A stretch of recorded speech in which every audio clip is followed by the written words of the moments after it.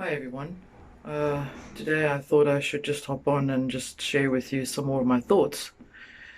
And it's about the awareness of understanding what the difference is between um, individual sovereignty. What does it mean to be an individual in your sovereign presence?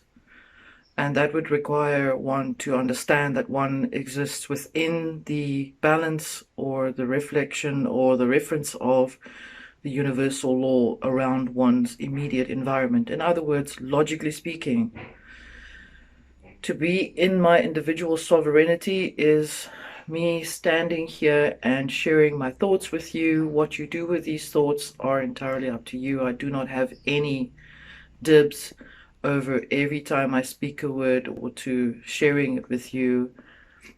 You are entitled to your free will to ingest the words that come to you. Your choice, your free will. In other words, I am in balance, in a balanced state of existence to you. If I give you a present, I don't come a week later and ask you what have you done with your present. If I give you a present, even if it's not your birthday, I'm giving you a gift that you are completely allowed to do with what you want to do. And I don't have any emotional reaction to it if you choose to throw the gift in the dustbin. That is individual sovereignty. What does it mean to be involved in something that is the greater good? The greater good ideology is reference to the, let's put it this way, the Marvel Comics industry. And what they require of you is to give up your individual awareness and your individual sovereignty so that you will allow a third party to govern your conscious thoughts. And in this way, automatically will then play the role. This element will play the role of the martyr, the savior, the demon, whatever you want to call it, the boss, the bad guy, the devil, the god, the whatever. It doesn't matter what energy they project within themselves into the people, but it is what they want from the people. They require veneration at any given state of thought. They require you to venerate them. They require you to worship them, worship with them. They require you to be adhere to their requirements because you've asked for a savior. Not so. To ask for a savior means to ask for something that you can place above yourself so that you do not take responsibility for yourself. You don't want to deal with who you are.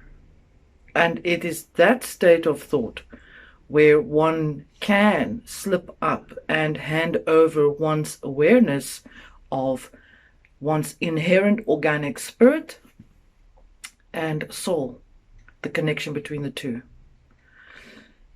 Sometimes it happens where you weren't aware of it. So if it was by accident and you were completely unaware of it, then I would suggest you revoke the contract of being subjected to that particular programming. What does it mean to how do we recognize individual sovereignty? We recognize a person with individual sovereignty when that person is aware and objective at all times, is centered, is balanced within. Every single element that exists in this reality requires a projection of the energy around us, whether it's a reaction, whether it's a subjection, whether it's an agreement. The energy requires an interaction with whatever the norm is, whatever the story is. The word narrative is killed to death. It really is philosophy. Where do we stand in terms of the progress of the reality as it is right now? We stand where we choose to stand within ourselves. If I am free within myself, if I am free within the sanctuary of my inner self, and I am then free of being able to be in communion with Great Spirit that is within me, then therefore I can then say that I am free and sovereign. Once you are able to understand that process, you are then able to expound on it. You are able to express it. You are able then to step in and help a person recover from something without being dragged into their story. In other words, objectivity. I hope that this makes sense. We are in progression.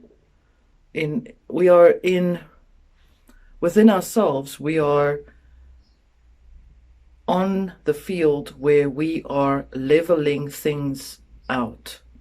I'm leaving that with you. Keep it in mind at all times, and I'm sending you much love. Thank you. Bye.